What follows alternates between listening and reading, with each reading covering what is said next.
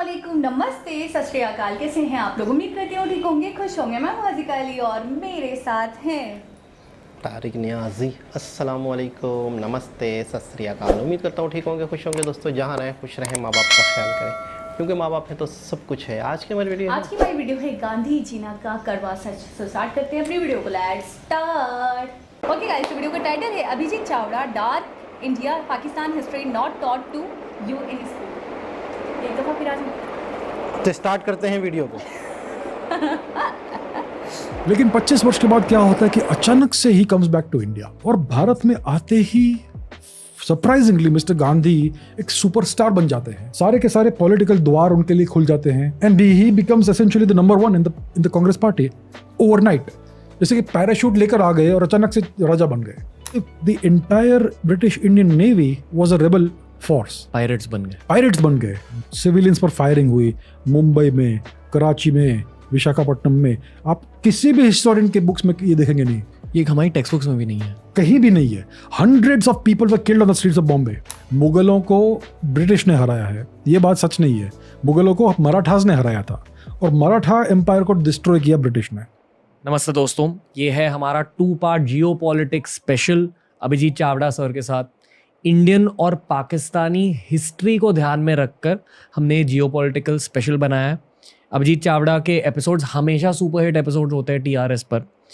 ये वाला एपिसोड और इसका सीक्वल एपिसोड थोड़े इंटेंस है, थोड़े ज़्यादा हैवी है, तो शायद कुछ लोगों को ये ऑफेंड कर जाए, पर सच हमेशा कुछ कुछ लोगों को ऑफेंड कर देता है।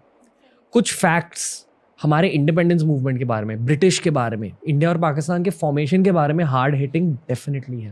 और हर पाकिस्तानी को और हर भारतीय को इन फैक्ट्स के बारे में जानना ज़रूरी है। ये फैक्ट्स क्या है? महात्मा गांधी जी और मोहम्मद अली जिन्ना 2 महात्मा थे, पर हमारी खुद की हिस्ट्री बुक्स जो हमें अपने इतिहास के बारे में पढ़ाया जाता है, कभी कभी ब्रिटिश की वजह से, हमारे तब के इंडिपेंडेंस मूवमेंट की वजह से आज 2022 में थोड़े से ट्विस्टेड है। हर भारतीय को, हर पाकिस्तानी को सच जानने की ज़रूरत है। ये दोनों पॉडकास्ट देखिए, दोनों पॉडकास्ट को हर किसी के साथ शेयर कीजिए। Enjoy TRS Hindi with Abhijit Chavda.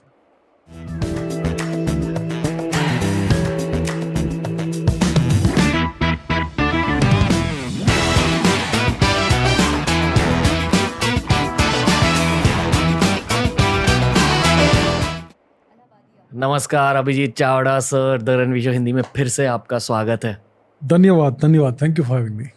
Sir, पहले तो मैं ये कहना चाहूँगा कि आपके हर पॉडकास्ट में सुपरहिट रिएक्शंस हमें मिलते हैं। इनफैक्ट पाकिस्तान में भी इस पॉडकास्ट पर बहुत सारे लोग रिएक्ट करते हैं। अच्छा। हाल ही में मैं दुबई गया था, जहाँ बहुत सारे पाकिस्तानी भाई बहन मिले। बिल्कुल हमारे जैसे ही होते हैं, बहुत ज़्यादा वार्म लोग होते हैं। एंड आई फील कि इंडियन पाकिस्तानीज एक ही जैसे, बहुत भाईचारा है उनके बीच, outside of the border, outside of politics, outside of the governments.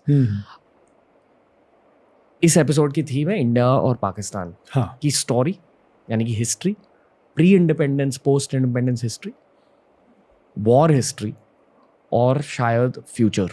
बहुत काइंड ऑफ डेंजरस थीम है ये, मैं जानता हूँ। कुछ लोग ऑफेंड हो जाएंगे, तो लोगों के ऑफेंड होने से पहले मैं ये कहना चाहूँगा कि सॉरी। और दूसरी चीज़ ये कहना चाहूँगा कि यार, this is not a reflection of the civilians. अगर आप सिविलियन हो, अगर आप इस पॉडकास्ट को सुन रहे हो, प्लीज़ ऑफेंस मत लीजिए। इस पूरे पॉडकास्ट को एक जियो पॉलिटिकल नज़रिए से देखिए, यानी कि ऑब्जेक्टिव नज़रिए से, यानी कि डिटैच्ड, यानी कि इसे एक मूवी की तरह देखिए। कि डोंट टेक इट पर्सनली, इसमें कोई पर्सनल एंगल नहीं है, हम इसको हाई लेवल जियोपॉलिटिकल एंगल से देख रहे हैं, दैट्स ऑल इट इज। क्योंकि बहुत सारे लोग बेसिकली जब आप रिलीजन के बारे में बात करोगे, पॉलिटिक्स के बारे में बात करोगे, या देश के बारे में बात करोगे, ये 3 टॉपिक्स लोगों के लिए बहुत सेंसिटिव होते हैं और लोग इन टॉपिक्स पर रिएक्ट करते हैं। तो जो भी चीज़ें आप इस पॉडकास्ट में सुनोगे, उन चीज़ों के बारे में सोचिए। बस यही कहना चाहूँगा। अभी शुरुआत करेंगे सर, प्री इंडिपेंडेंस एरा से स्टार्ट करते हैं, या चलो प्री इंडिपेंडेंस से भी पहले, ब्रिटिशर्स के आने से पहले अफ़गानिस्तान, पाकिस्तान, इंडिया, बांग्लादेश, नेपाल भी, शायद श्रीलंका भी एक ही कंट्री थी। जिसका नाम था भारतवर्ष। ओके सो हम एक सिविलाइजेशन है, सिविलाइजेशन मतलब संस्कृति, जो पूरा जो ये ज्योग्राफी है उसके ऊपर स्प्रेड है हम। तो पुराने ज़माने में, पुराने दिनों में, बिफोर ये सब इन्वेजन्स हुए तुर्कों के, उसके पहले गांधार से लेकर श्रीलंका तक, मालदीव तक, और आज का जो बलूचिस्तान है जी, वहाँ से लेकर आज का जो बांग्लादेश है और नॉर्थ ईस्ट ऑफ इंडिया, उतना सब भारतवर्ष में इंक्लूडेड था। उसके उपरांत इंडोनेशिया और ये साउथ ईस्ट एशिया जो है वो भी इंडियनाइज्ड कल्चर्स थे।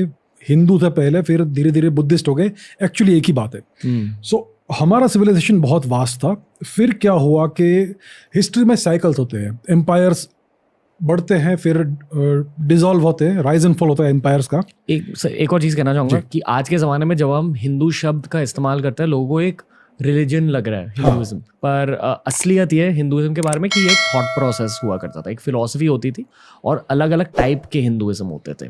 और ये पूरा लैंड मास जिसके बारे में हमने बात करी, भारतवर्ष, उस फिलॉसफी को फॉलो करता था। ये एक रिलीजन नहीं था। जैसे दुनिया के अलग अलग रिलीजन्स में एक किताब होती है, मान लो कुरान की बातें कर लो, बाइबल की बातें कर लो, गुरु ग्रंथ साहिब की बातें कर लो।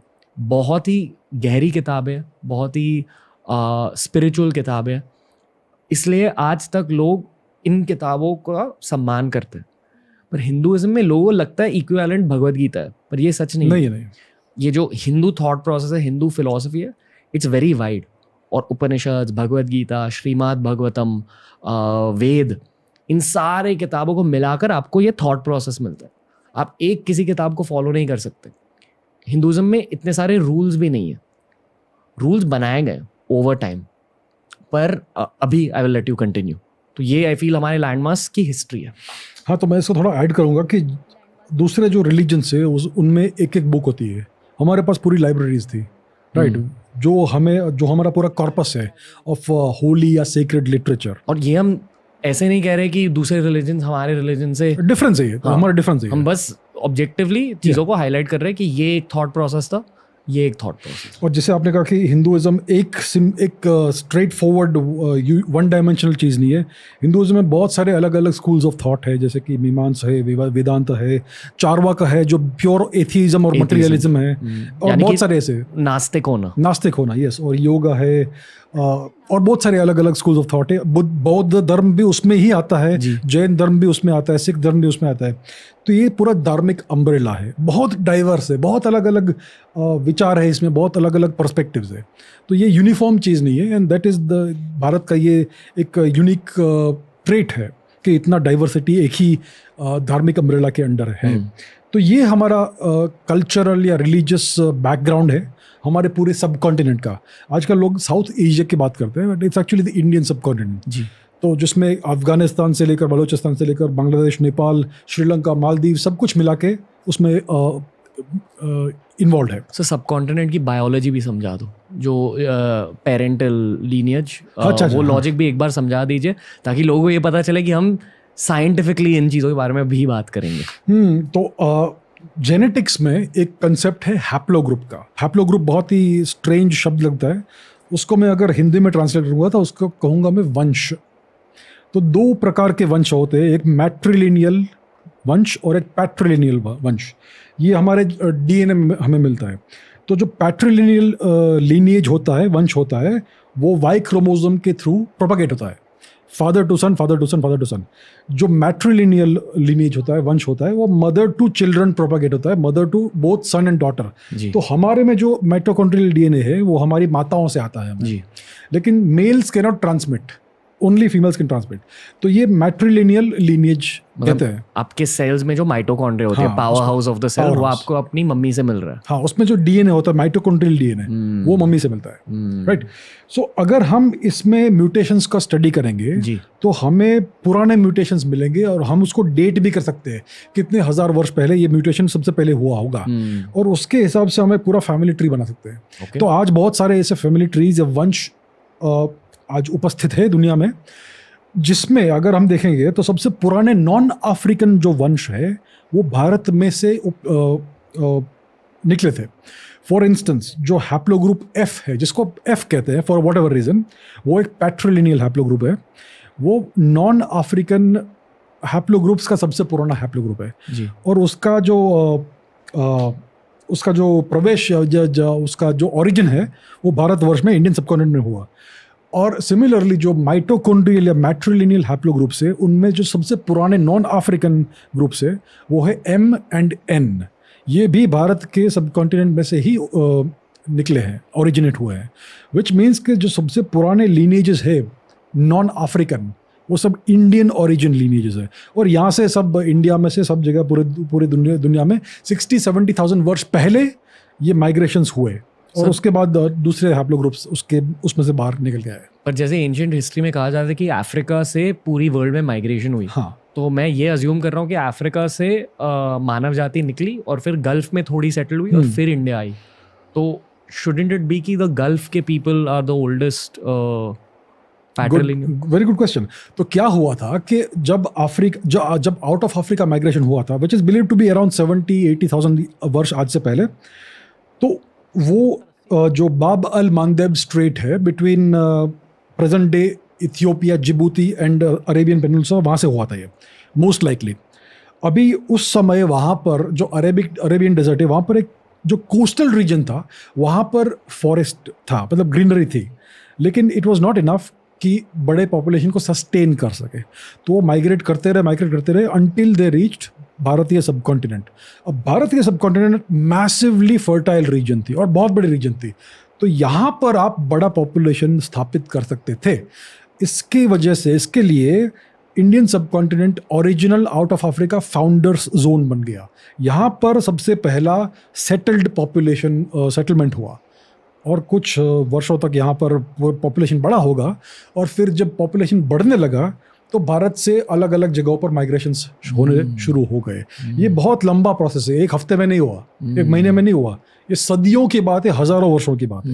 लेकिन सबसे पुराने जो हैप्लोग्रुप्स है non African, out of Africa वाले, वो भारत में से पैदा हुआ है।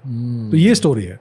So the oldest story out of Africa की भारत से शुरू होती है। और जैसे हम पाकिस्तान की बात कर रहे हैं, इंडियन सबकॉन्टिनेंट की, तो जेनेटिक स्टडीज़ ने बार बार ये बताया है कि भारत में जितने भी लोग हैं, इंक्लूडिंग अफगानिस्तान, गांधार के लोग एंड एट्सेट्रा, सबका जेनेटिक्स मोर और लेस सेम ही है।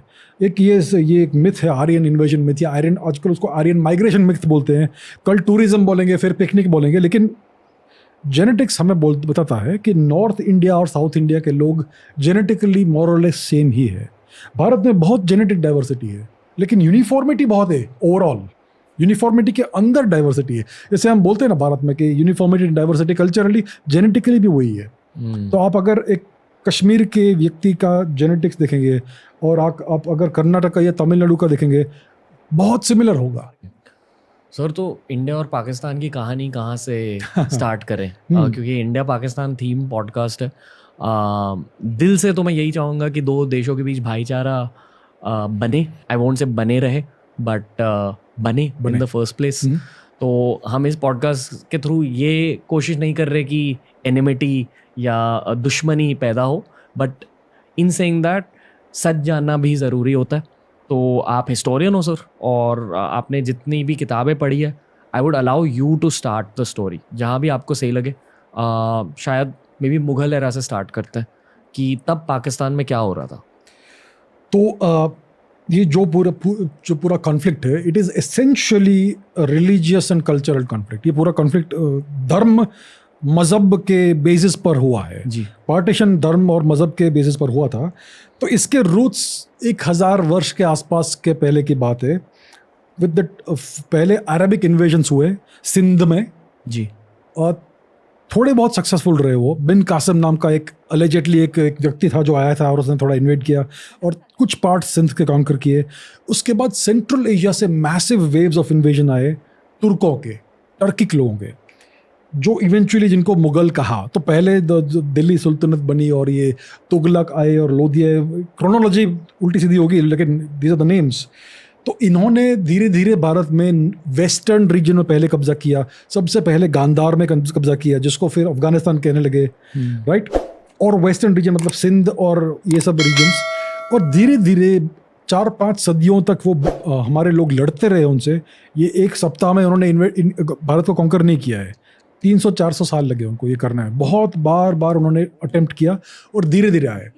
फिर उन्होंने नॉर्दर्न इंडिया को कॉन्कर किया, वहाँ पर उन्होंने अपनी सल्तनत की स्थापना की और फिर धीरे धीरे मुगल एम्पायर इवेंचुअली इसमें से इमर्ज हुआ। हमारे सारे यूनिवर्सिटीज़ डिस्ट्रॉय कर दिए, लाइब्रेरीज जला दिए, ये सब सत्य है। अब इससे हम छुप नहीं सकते, ये सब हुआ है। हमारे सारे टेम्पल्स तोड़ दिए और बहुत सारे अट्रॉसिटीज़ हुए रिलीजन के बेसिस पर। और अफ़गानिस्तान पूरा धीरे धीरे कन्वर्ट हो गया और पंजाब में भी ये सब हुआ एंड सो ऑन। तो ये बैक स्टोरी है जो पार्टीशन के समय जो हुआ उसका पुराना बैक स्टोरी है। फिर मुग़ल सल्तनत की स्थापना हुई, बाबर ने शुरू किया। फिर हाँ बाबर था राइट शुरुआत में, यस बाबर था, फिर हुमायूं था एंड सो ऑन, अकबर आया बाद में। और धीरे धीरे ये सल्तनत बहुत बड़ी हो गई। फिर 18th सेंचुरी में मराठा एम्पायर ने दिल्ली सल्तनत को डिस्ट्रॉय कर दिया, पूरी तरह से वाइप आउट कर दिया मोर और लेस भारत से, और अफ़गानिस्तान तक भारत को लिबरेट कर दिया मराठा एम्पायर ने। फिर उस समय भारत में सिर्फ ईस्ट में एक छोटा सा रीजन था, कलकत्ता जो आज कहते हैं, वहाँ पर ब्रिटिश लोगों का रूल था। अब इन्होंने धीरे धीरे अपना मैं बहुत फास्ट फॉरवर्ड कर रहा हूँ, अपना टेरिटरी बढ़ाया उन्होंने, और मराठा एम्पायर में जो इनर स्ट्रगल था, इनर कॉन्फ्लिक्ट था, उसके ऊपर प्ले करके एंग्लो मराठा वॉर्स हुए और इवेंचुअली ये जीत गए। और उन्होंने तो लोग ऐसा मानते हैं कि मुग़लों को ब्रिटिश ने हराया है, ये बात सच नहीं है। मुग़लों को मराठास ने हराया था और मराठा एम्पायर को डिस्ट्रॉय किया ब्रिटिश ने, और फिर उन्होंने अपना ब्रिटिश राज की स्थापना की भारत में।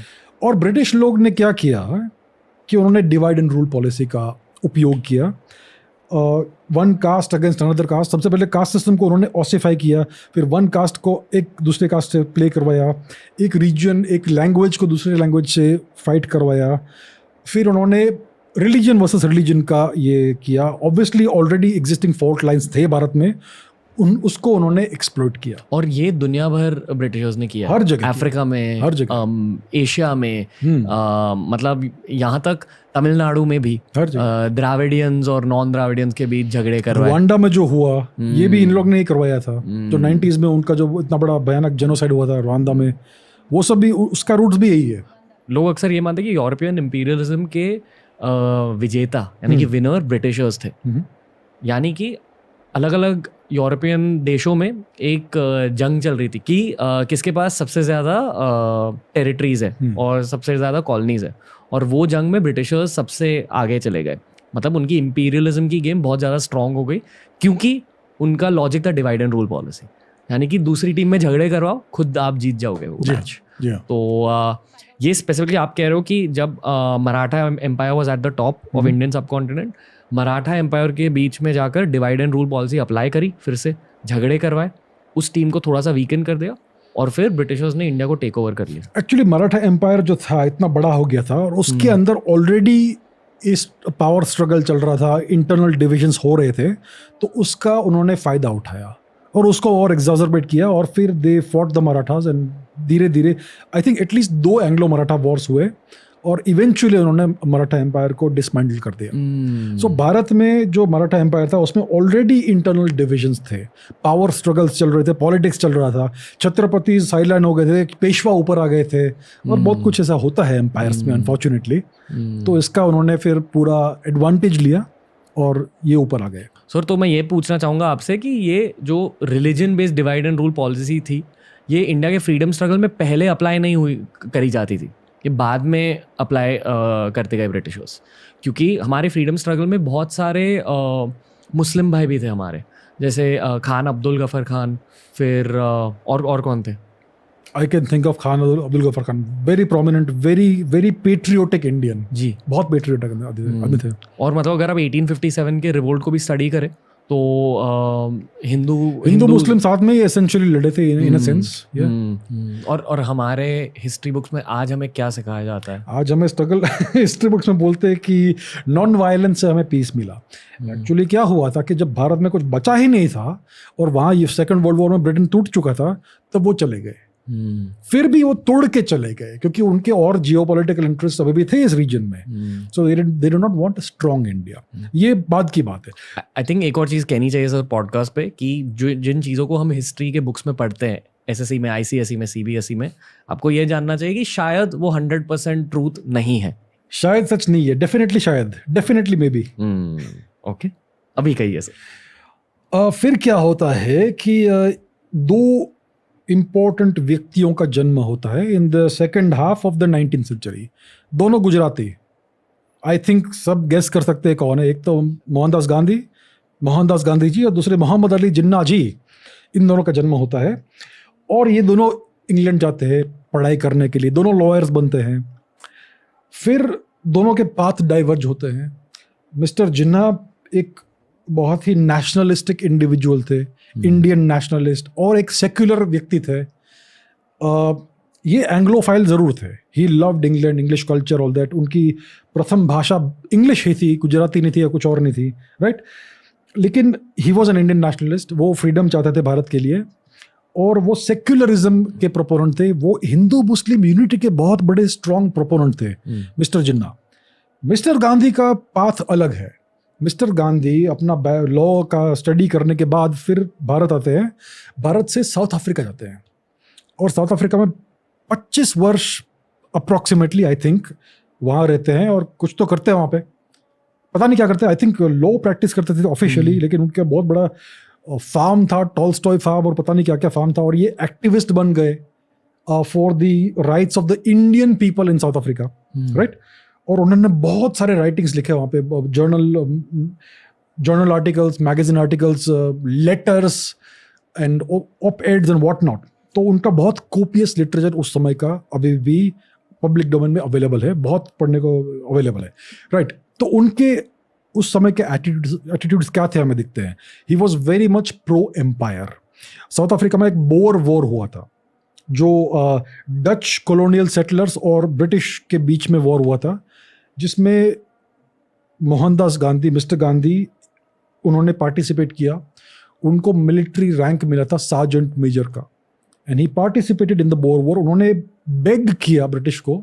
उनका ऑफिशियल राइटिंग है आई एम बेगिंग, ऐसा मे बी उस समय ऐसा लिखते थे इन ऑफिशियल करस्पॉन्डेंस. तो उन्होंने कहा कि I am begging, please allow us to fight on behalf of the empire. हम फाइट करना चाहेंगे, we would like to take up arms.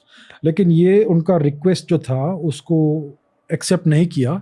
तो फिर उनको रोल दिया गया कि यू ड्राइव एम्बुलेंसेज, आप एम्बुलेंसेज ड्राइव कीजिए and ferry the soldiers to who are wounded from the battlefield to the hospitals, right. तो मिस्टर गांधी ने ये रोल किया और उनको ऑफिशियल मिलिट्री टाइटल मिला सार्जेंट मेजर मोहनदास गांधी. तो उन्होंने बहुत सर्व किया ब्रिटिश एम्पायर को. और उन्होंने लिखा है ऑफिशियली कि I believe that the white race, the European race should be the predominating race and so on and so forth. बहुत कुछ. तो 25 वर्ष ऑफिशियल डॉक्यूमेंट्स है sir. You can find it online in his own writing. Okay. Very surprising but it's true. Okay. तो 25 वर्ष उन्होंने वहां पर स्ट्रगल किया. किस प्रकार का स्ट्रगल था we have to examine further. लेकिन 25 वर्ष के बाद क्या होता है कि अचानक से ही comes back to India. और भारत में आते ही सरप्राइजिंगली मिस्टर गांधी एक सुपरस्टार बन जाते हैं. सारे के सारे पॉलिटिकल द्वार उनके लिए खुल जाते हैं. And he becomes essentially the number 1 in the Congress party overnight. जैसे कि पैराशूट लेकर आ गए और अचानक से राजा बन गए. तो ये स्टेटस अचानक से इंजीनियर हो गया मिस्टर गांधी का. और उस समय मिस्टर जिन्ना कांग्रेस पार्टी के एक सीनियर लीडर थे और उन्होंने बहुत काम किया था कांग्रेस पार्टी के लिए और फ्रीडम स्ट्रगल के लिए. और अचानक से वो साइडलाइन हो गए. मिस्टर जिन्ना गॉट साइडलाइंड और उसकी वजह से वो बहुत दुखी हुए मिस्टर जिन्ना. उस समय मुस्लिम लीग का फॉर्मेशन हुआ था इन दैट टाइम पीरियड, जिसको उन्होंने ओपोज किया. Mister Jinnah oppose the formation of the Muslim league क्योंकि वो खुद सेक्युलर थे. Can you believe it? He oppose the formation of the Muslim league which he would letter become a member of. तो ये mister जिन्ना का था. फिर गांधी जी आ गए भारत में और मिस्टर जिन्ना साइडलाइन हो गए. फिर वो 10 वर्ष तक मिस्टर जिन्ना यूके चले गए, England. And he was out of politics. बहुत डिप्रेस थे वो, दुखी थे. और मिस्टर गांधी बिल्कुल फ्रीडम स्ट्रगल के फोर फ्रंट पर आ गए. खिलाफत मूवमेंट को उन्होंने सपोर्ट किया, the caliphate movement, to keep the caliphate continuing in Turkey. Turkey में क्या हो रहा था कि फर्स्ट वर्ल्ड वॉर के बाद पूरा कंट्री को वेस्टर्न पावर्स ने कब्जा कर लिया था, उसको एसेंशियली डिवाइड एंड फ्रेगमेंट कर दिया। फिर जो टर्की का जो महान जनरल था मुस्तफ़ा केमाल अतातुर्क, उसने टर्किश इंडिपेंडेंस वॉर शुरू किया, और उसने जो कैलिफेट का जो इंस्टीट्यूशन था, खिलाफा whatever it's called in Arabic, जो भी टर्म है, उसको ही अनाउंस कि वो अबॉलिश करना चाहता है उसको। जो टर्किश जो सुल्तान होता है वो कलीफ भी होता है, और होता था उस समय। So the last caliph was Abdul Hamid. तो इवेंचुअली मुस्तफ़ा केमाल अतातुर्क ने उसको हटा दिया और जो कैलिफेट का जो इंस्टीट्यूशन है उसको अबॉलिश कर दिया। क्या होता है कैलिफेट? द कैलिफेट जो है उसका जो टाइटुलर हेड है वो कलीफ है, and the caliph is the supreme ruler of all the Muslims across the world. Okay, right. तो जो ऑटोमन एम्पर जो होता था वो 16th सेंचुरी ऑनवर्ड से कलीफ होता था सभी मुस्लिम लोगों का। तो मुस्तफ़ा केमाल अतातुर्क ने इस इंस्टीट्यूशन को अबॉलिश कर दिया। तो इसके विरोध में भारत में जो कुछ लोग थे, मुस्लिम लोग, उन्होंने एक एजिटेशन शुरू किया। ये एक ऑब्सक्योर एजिटेशन था, लेकिन for some reason mister Gandhi इसको सपोर्ट किया, तो फिर ये नेशन वाइड मूवमेंट हो गया और इस चीज़ को बहुत बड़ा प्रोत्साहन मिला, and it became a whole separate political movement. तो ये खिलाफत मूवमेंट था, खिलाफत मूवमेंट। अब हम खिलाफ ऐसा बोलेंगे हिंदी में, उर्दू में, तो इट लुक्स लाइक विरोध, राइट। हम इसके खिलाफ हैं, हम इसके विरोध में हैं। तो सब लोग को ऐसा लगता था कि ये ब्रिटिश के विरोध में हम कुछ मूवमेंट कर रहे हैं, इसको खिलाफत मूवमेंट कह रहे हैं। एक मिनट सर, मैं पहले ये जानना चाहूँगा कि दोनों गांधी जी के और जिन्ना जी के इंटेंशंस और मोटिवेशंस क्या थे as men, according to you? जितनी भी हिस्ट्री आपने पढ़ी है, जितनी भी किताबें आपने पढ़ी है, इन दोनों के इंटेंशंस और मोटिवेशंस क्या थे? ये बड़ा डेंजरस प्रश्न पूछा है आपने मुझे। अगर आप जिन्ना के दो स्वरूप हैं मिस्टर जिन्ना के, एक है यंग जिन्ना, एक है लेटर जिन्ना। अगर यंग जिन्ना लेटर जिन्ना से मिलते तो बड़े दुखी होते। Young Jinnah would be very disappointed with later Jinnah, older Jinnah, क्योंकि जो ओल्डर जिन्ना थे उन्होंने अपने प्रिंसिपल्स को बैकस्टैब कर दिया। जो ओरिजिनल उनका जो प्रिंसिपल था वो था Hindu Muslim unity and unified India, and he worked for that for decades, for many, बहुत वर्षों तक उन्होंने इसके लिए काम किया था, as a barrister, as a lawyer, as a Congress party member, as a freedom fighter. लेकिन गांधी जी के इमरजेंस के बाद वो मार्जिनलाइज हो गए और फिर उन्होंने पूरा अपना पॉलिटिकल यूटर्न किया and he became a separatist. तो जिन्ना के ओरिजिनल इंटेंशंस अच्छे थे, लेकिन फिर वो उनका जो ये सब हाल हुआ तो he became an opportunist and he became an anti national essentially. अपने ही देश के विरुद्ध खिलाफ वो खड़ा हो गया, यानी कि इंडिया नहीं, भारतवर्ष के खिलाफ। मिस्टर गांधी बहुत ही कॉम्प्लेक्स पर्सनालिटी है। He was born into prosperity. उनके जो पिताजी थे वो दीवान थे एक जामनगर स्टेट के, शायद, ये not sure, I think one of those princely states in Saurashtra, western India, western Gujarat. तो उनके पिताजी बड़े पावरफुल थे और बड़े वेल्दी थे। That is some background about him. फिर वो इंग्लैंड चले गए और फिर वो साउथ अफ्रीका गए, एंड एसेंशियली उन्होंने 25 वर्ष साउथ अफ्रीका में डेमोन्स्ट्रेट किया कि I am worthy and capable of serving the British empire. मैं अनफॉर्चुनेटली ये कह रहा हूँ कि he was a British agent. ये बहुत कंट्रोवर्शियल है, बहुत लोग इससे दुखी होंगे, but that is my assessment of mister Gandhi. मैं ये कहना चाहूँगा कि हमारे स्कूल के हिस्ट्री बुक्स की वजह से हमें गांधी जी के बारे में और जिन्ना जी के बारे में पता चलता है, दोनों इंडिया और पाकिस्तान में। इंडियन हिस्ट्री बुक्स में जिन्ना साहब के बारे में ज़्यादा कुछ नहीं लिखा गया, नहीं, बहुत कम लिखा गया, बहुत कम। एंड आई एम श्योर कि पाकिस्तान के हिस्ट्री बुक्स में गांधी जी के बारे में इतना कुछ नहीं लिखा गया। एक्चुअली मैंने देखा है कि अगर आप पाकिस्तानी हिस्टोरियंस को देखेंगे या पॉलिटिशियंस को देखेंगे, they don't hate mister Gandhi. ये बड़ी अजीब चीज़ है कि जिन्ना और गांधी अलग अलग कैंप्स में थे, बट द पाकिस्तानीज ओवरऑल ये गांधी जी से घृणा नहीं करते हैं। ये बड़ी अजीब चीज़ देखी है मैंने। इसका कारण क्या हो सकता है, आई वंडर। ये भी कोई अजीब, आप देख लीजिए कभी भी किसी पैनल डिस्कशन में अगर कोई पाकिस्तानी पैनलिस्ट है वो कभी बुरा नहीं बोलेंगे मिस्टर गांधी के बारे में।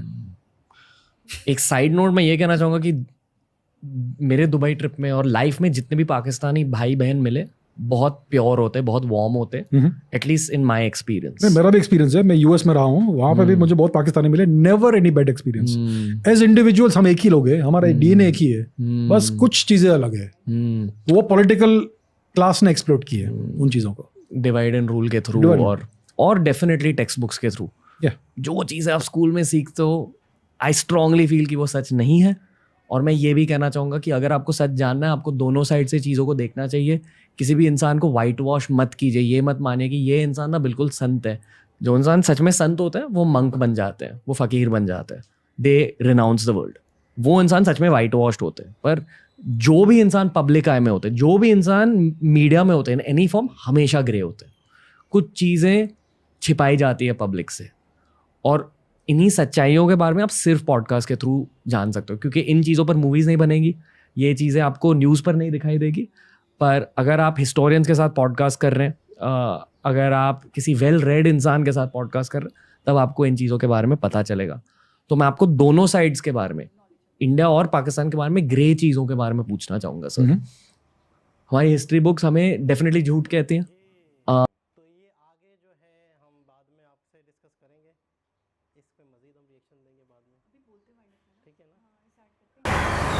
जी जनाब। अच्छा, ये वीडियो थी 1 आवर की, जो हम 2 पार्ट्स में करेंगे। ये फर्स्ट पार्ट था, इसके बाद सेकंड पार्ट भी करेंगे। मैं सबसे पहले उस क्वेश्चन से आना चाहूँगी कि जहाँ पे इन्होंने भी एक क्वेश्चन छोड़ दिया और इन्होंने कहा मुझे खुद भी नहीं पता ऐसा क्यों है, कि गांधी जी की, जीना जी की रिस्पेक्ट है, समझ आता है क्योंकि हम मोहम्मद अली जिन्ना को बहुत मानते हैं, अपना बानी मानते हैं, अपना फाउंडर मानते हैं। लेकिन क्योंकि मुझे खुद भी नहीं पता है इस सवाल का जवाब कि गांधी जी की रिस्पेक्ट भी हम पाकिस्तानी बहुत करते हैं। असल में सबसे पहले तो ये है कि हमें ये पढ़ाया गया है बुक्स में, जैसे ही फ्रीडम की जो कहानी है, आज़ादी की जो तहरीकें हैं, जाहिर सी बात है जब हम अपनी आज़ादी की तहरीक पढ़ते हैं तो ऑटोमेटिकली दूसरी भी पढ़नी पड़ती है। मौजूद थी, वो भी साथ साथ चल रही थी, कांग्रेस और मुस्लिम लीग। सही। अच्छा, गांधी जी के बारे में जो हमने पढ़ा है, जो हमें सिखाया गया हमारी बुक्स में, कि बिल्कुल ही साधारण इंसान थे, पैर में चप्पल तक नहीं पहनते थे, और एक माफ़ करने वाली उनकी सोच थी। मतलब अगर कोई अगर मतलब है कि जुल्म करता है तो उसे कहो कि मज़ीद जुल्म करे तो वो जुल्म ही नहीं करेगा।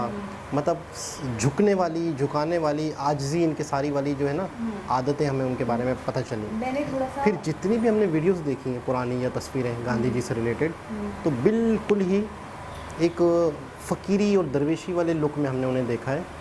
तो इस वजह से शायद मैं समझता हूँ कि पाकिस्तानी जो है उनकी रिस्पेक्ट करते अच्छा, हैं। मैंने मूवी में भी, संजय दत्त की जो मूवी थी उसमें भी बापू को दिखाया गया था, तो उसमें भी यही था, मेरी आँख में डाल गया, तो उसमें भी यही दिखाया गया था कि कोई आपके साथ बुरा करे तो आप बदले में अच्छा ही करो। और शायद इसी सोच के साथ हम, शायद हमारी अपब्रिंगिंग में ये बात शामिल हो गई कि उनको लेकर हमारे पेरेंट्स की तरफ से हमने जितना पढ़ा था या जितना समझा था उन्हें, कि वो बहुत ग्रेट पर्सनालिटी थे।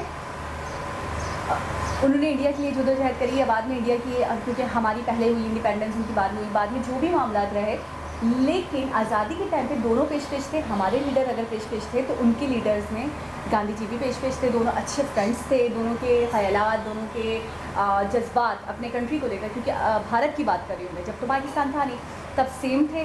दोनों जद्दोजहद में, दोनों स्ट्रगल्स में साथ साथ थे। तो मुझे पता नहीं क्यों उनको लेकर नेगेटिव फीलिंग जब मेरे दिल में नहीं आती, इसी तरह हर पाकिस्तानी के दिल में नहीं आती, क्योंकि वो एक अच्छे इंसान थे, एक अजीम इंसान थे, झूठ नहीं बोलते थे, ईमानदार थे, लोगों को माफ़ कर देने वाले थे, हर क्वालिटी, हर अच्छी बात, हर चीज़, और अल्लाह के बहुत करीब, जैसे हम कहते हैं ना कि जिसे हम कहें ईश्वर के बहुत करीब थे, उनके अंदर एक झलक थी, ये कह सकते हैं। तो इस वजह से वो बड़े पॉजिटिव रहे हम पाकिस्तानीज़ के दरमियान। दूसरी बात मैं ये कहना चाहूँगी, मुझे ये वाली बात कतई नहीं पता थी कायदे आज़म को लेकर, हमारे जो मोहम्मद अली जिन्ना हैं, कि वो कांग्रेस के लीडर रहे थे। मुझे ये मैंने सुना था कि वो कांग्रेस में थे, मतलब हमें कोई मेंबर रहे थे, मुझे इस बारे में नहीं, हमारी बुक्स में नहीं लिखा गया। और इन्होंने बहुत अच्छी बात करी कि हमारी बुक्स में, हमारे PhD में, बेसिकली हमारी पाकिस्तान स्टडीज़ है, तो उसके अंदर मुताले पाकिस्तान में हमें बताया ही नहीं जाता इन हिस्ट्रीज़ के बारे में कि वो पहले कांग्रेस के मेंबर थे या लीडर थे, व्हाटएवर। हमें डायरेक्टली वहाँ से हिस्ट्री बताई जाती है कि जी उन्होंने पाकिस्तान को अलहदा करने के लिए बहुत जद्दोजहद की। मैंने पहले भी बताया कि हम अपनी एक तजुर्बेगाह चाहते थे, मज़हब के तौर पे, मज़हब की बेस पे ये सब हुआ। और दूसरी बात ये बताया जाता है कि वो पाकिस्तान मुस्लिम लीग के लीडर थे, उसके फाउंडर थे। तो मैंने बेसिकली उनका वहीं से पढ़ा। ये बात मेरे लिए नहीं थी कि वो कांग्रेस के भी मेंबर रह चुके थे, और फिर बाद में जब गांधी जी आए और उसके बाद वो डिसअपॉइंट होके या डिसहार्ट होके व्हाटएवर जो भी था, तो वो चले गए, यूके चले गए, 10 साल वहाँ बिताए। तो ये सारी बातें मेरे सामने इस वीडियो के थ्रू आई है। असल में ये भी है कि मुस्लिम पहले कांग्रेस में थे, ये हमने पढ़ा है। फिर 1913 में मुस्लिम लीग ज्वाइन की, ये भी हमने पढ़ा है, ठीक है ना। लेकिन ये कि किस वजह से कांग्रेस छोड़ी ये हमें नहीं पता, कि गांधी जी का वहाँ पे एक होल्ड हो गया था। अच्छा, एक और बहुत ही अजीबोगरीब बात है जो हमें पता भी थी और हमने कभी गौर भी नहीं किया, कि दोनों ही लॉयर थे, दोनों ही लंदन में जाके मतलब है कि वकालत पढ़ी है। हाँ, ये तो पता था। नहीं, ये पता था हमें, लेकिन हमने इस बात पे गौर नहीं किया कि जो शख्स ब्रिटिश जा चुका है, उसके अंदर अच्छी फैमिली से ताल्लुक़ रखता है और उसका एक असर रसूख है, उसका अच्छा ख़ानदान है हिंदुस्तान में, पाकिस्तान में, तो इसका मतलब है कि जो लोग इस तरह से अच्छे लेवल पे हिंदुस्तान ब्रिटिश लंदन में थे, इसका मतलब है उनके उस गवर्नमेंट से अच्छे ताल्लुकात भी थे। इसका मतलब है कि उनसे उनकी गपशप भी होगी जो उस वक्त का रूल था। यहाँ पर आप एक सियासतदान होते हो, आपका लंदन आना जाना रहता है, तो इसका मतलब है कि वो लोग आपको गाइड भी कर सकते हैं, आप लोग उनके लिए भी काम कर सकते हो। एक इंडियन ही बंदा है और इंडिया में ब्रिटिश की गवर्नमेंट थी, तो इंडियन बंदे को ही इंडिया में ही बातचीत के लिए बुलाया जा सकता है। आप हमारे लिए काम करो या आप इस तरह करो, आप क्या चाहते हो, हम तो हिंदुस्तान को छोड़ के चले जाएंगे, लेकिन हम इस तरह चाहते हैं, इस तरह चाहते हैं, हम 2 देश बनाना चाहते हैं, लेकिन ये तहरीकें आपने चलानी है, आपने नहीं चलानी, यहाँ भी कर सकते थे। लेकिन जब वो लंदन भी जाते थे, फिर गांधी जी के बारे में इतनी बड़ी बड़ी बात कि वो अफ्रीका में भी इनके लिए काम करते रहे, 25 साल दे दिए तक। और जब वो मुझे ये पॉइंट भी नहीं क्लियर हुआ कि एक इंसान, जैसे कि इन्होंने बताया कि मोहम्मद अली जिन्ना ने कांग्रेस के लिए बहुत काम किया, उसके एक बड़े लीडर थे, बड़े मेंबर रहे या लीडर रहे, व्हाटएवर। तो मैं ये कहना चाह रही हूँ, एक इंसान ने तो काम किया, तो वो आगे आया, या वो था या वो संभाल रहा था उनकी कमान कांग्रेस की। ये वाली चीज़ बुक्स में मेंशन नहीं था कि वो मेंबर रहे, उन्होंने कांग्रेस के लिए काम करा, ये सब हमारी बुक्स में मेंशन नहीं है। हमारी बुक्स में आता है, मुस्लिम लीग को लेकर आता है कि उन्होंने उसकी कमान संभाली थी, वो लेकर चले थे।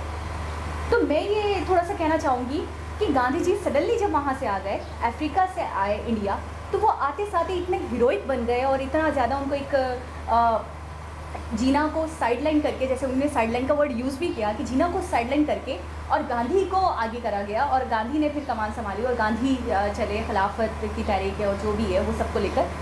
तो ये इसके पीछे क्या मोटिव रहा, इसके पीछे क्या रीज़न रहा कि उनको बिल्कुल साइडलाइन कर दिया गया, और क्या पता इसी चीज़ को लेकर उनके दिल में मेल आ गया हो।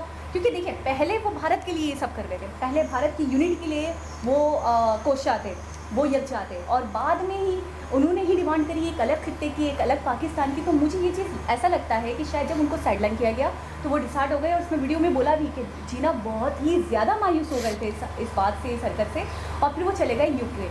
तो ये चीज़ मुझे ऐसा लगता है कि शायद डिसाइड होने के बाद उन्होंने अपनी थीम, अपना रवैया, अपनी सोच को बदल लिया। अच्छा, लास्ट में उन्होंने कह भी दिया कि मैं कहूँगा कि गांधी जी एजेंट थे।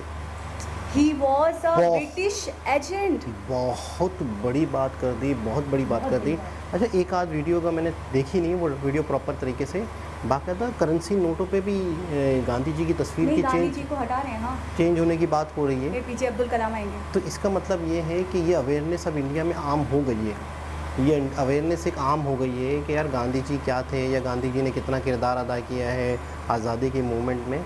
मुझे ऐसा लग रहा है कि शायद एक अवेयरनेस लोगों को आ गई है, तो अब वो कह रहे हैं कि जो हमारे असल हीरोज़ हैं, जिन्होंने इस देश को बहुत ऊपर तक लाए हैं, और हो सकता है गांधी जी की भी कुछ नोटों पे तस्वीर हो, कुछ नोटों में, कई कंट्री ऐसे भी हैं जहाँ पे मुख्तलिफ हीरोज़ की तस्वीरें लगती हैं, सिर्फ एक की नहीं है। अच्छा, ये भी हो सकता है। अच्छा, दूसरी चीज़ है कि इस असल में इन्होंने आना था पाकिस्तान और इंडिया की आज़ादी पे, लेकिन उन्होंने बड़े स्टार्टिंग से स्टार्ट किया, और मुझे तो बहुत अच्छा लगा। जब मैं अक्सर सोचता हूँ कि अक्सर देखा जाए, हम पूरे हिंदुस्तान का जब नक्शा देखते हैं ना, तो अगर देखा जाए तो मुस्लिम जो हैं वो इस तरफ ज़्यादा हैं, इस तरफ नहीं है। बांग्लादेश की तरफ मुस्लिम है, वो एक अलग हिस्सा हो जाता है, इस तरफ ज़्यादा है। तो ये इन्होंने क्लियर किया कि क्यों ज़्यादा है, क्योंकि मुस्लिम आए भी इस तरफ से थे, इस तरफ से आए थे, तुर्की की तरफ तुर्क थे। अच्छा, मुग़ल जैसे तुर्क थे। अच्छा, मोहम्मद बिन कासिम सऊदी अरब से आए थे और सिंध में आए थे। आपने एक वीडियो देखी थी जिसमें बताया गया था कि उन्होंने आके जुल्म शुरू कर दिए। उन्होंने एक ऐसी चीज़ थी जो पत्थर पड़ा हुआ था, वो हटाया, तो वो एक अलग डिबेट शुरू हो जाती है। लेकिन असल मुद्दा ये है कि आज तक अभी तक जो हमने आधे घंटे की वीडियो देखी, इससे जो मुझे इसका निचोड़ निकलता है वो ये निकलता है कि अंग्रेज़ हमें जो बता के गए, जो हमें डायरेक्शन हमारी जो सही खेल गए ये लोग हमसे। हाँ सही मतलब खेल गए। तो आज तक हम वही हैं, हम वही सोचते लकीर के हैं, फकीर बने, वही सोचते हैं। वहीं अटके हैं। इन्होंने बड़ी खूबसूरती से हमारे तालीमी निज़ाम को सेट किया, इन्होंने हमारा लॉ बनाया, आज तक हमारा वही लॉ चल रहा है। अच्छा, इन्होंने बड़ा गहराई से ये बनाया, यानी इतना गहराई से बनाया जिसमें अमीर अमीर से होता जाए और करीब करीब तर होता जाए। और दूसरी बात, इन्होंने हमें बड़ा महरूम कर दिया। हम अपना दिमाग चलाकर नॉलेज गेट करें, उन्होंने वो चीज़ें छोड़ी नहीं। पूरी पूरी लाइब्रेरीज, पूरी पूरी बुक्स, इतनी हज़ारों की तादाद में, लाखों की तादाद में बुक्स को जला दिया कि अगर हम चले जाएं तो ये खुद को संभाल ना पाए। सही। ये हम जो देकर जाएं बस ये उसके इर्द गिर्द घूमते रहें, ये उस दायरे से बाहर ना आए। दूसरी बात मैं ये कहना चाहूँगी जो मुझे बहुत अजीबो गरीब सी भी लगी और जिससे मुझे हैरान कर दिया, कि जो वो पूछते हैं ना सवाल, यानी कि रणवीर के बारे में बात करूँगी, कि उनको खुद भी बड़ी नॉलेज होती है। वो बिल्कुल बड़ा मतलब डिफाइन करते हैं अपने क्वेश्चन को, मतलब अगर आधा टाइम वो बोलते हैं तो आधा टाइम प्रॉपर्ली वो बोलते हैं। और मैं बहुत हैरान हूँ।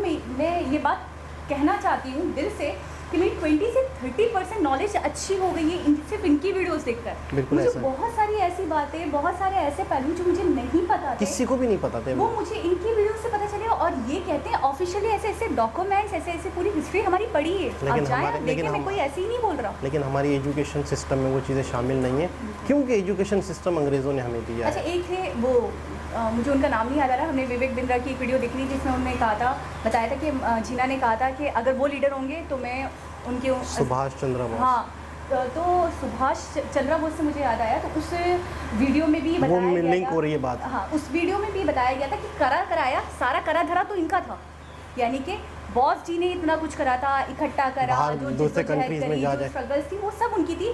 समझे, इन्होंने लाकर वो एक दीवार है ना, उस पर हथौड़ी मार मार के वो कमज़ोर कर दी थी, वो तो टूटने वाली थी और वो सहरा चला गया गांधी जी के सर। तो मुझे उस वक्त भी लगा कि ये इनके हीरो हैं, ये बात तो गलत नहीं बोलेंगे। ये बहुत रिसर्च के बाद, बहुत स्टडी के बाद, बहुत पहलुओं को देखने के बाद ये बात बता रहे हैं कि गांधी जी का इतना बड़ा रोल नहीं था। उनसे पहले के जो लीडर्स थे उन्होंने बड़ी सैक्रिफिकेशंस दी हैं। सरदार पटेल जी ने कितनी मेहनत की, जा के एक राज्य के जा के लोगों बस से मिले। उन्होंने उस वीडियो में कहा कि एक हथौड़ा मारना बाकी था, वो हथौड़ा उन्होंने मार दिया और ये आज़ादी हो गई और ब्रिटिश बाकी ये है कि भाग गए। अब बेचैनी ये रहेगी कि जल्दी से हम दूसरा पार्ट भी देखें और इस पर रिएक्शन दें, क्योंकि बहुत नॉलेज और वाकई हर पाकिस्तानी, हर इंडियन को अपनी नॉलेज पता होनी चाहिए, अपनी हिस्ट्री पता होनी चाहिए।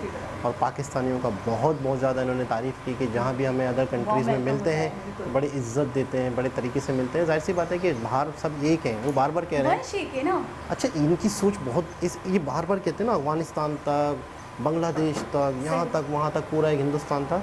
तो इससे अंदाज़ा लगा लें कि इनकी सोच कितनी बड़ी है। बस ठीक है, हम जो टॉपिक लेकर आए हैं और जिस थीम पर अभी आज बात कर रहे हैं, जो थीम हमने रखी है इंडिया पाकिस्तान को लेकर, तो आप इसको पर्सनली मत लेना।